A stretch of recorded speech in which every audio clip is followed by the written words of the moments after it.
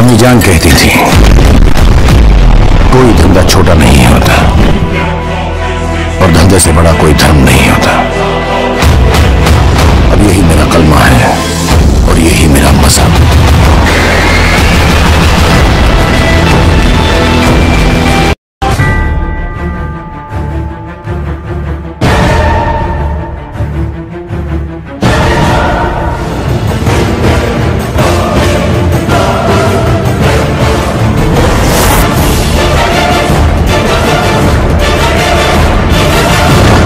कलकत्ता जाना है आज, अभी।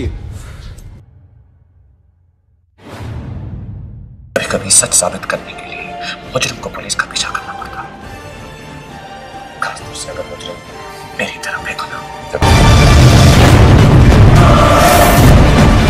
अम्मा, मैं आपको एक बात बता दूं, आप मुझे मार डालें लेकिन ये शादी करने को ना करें।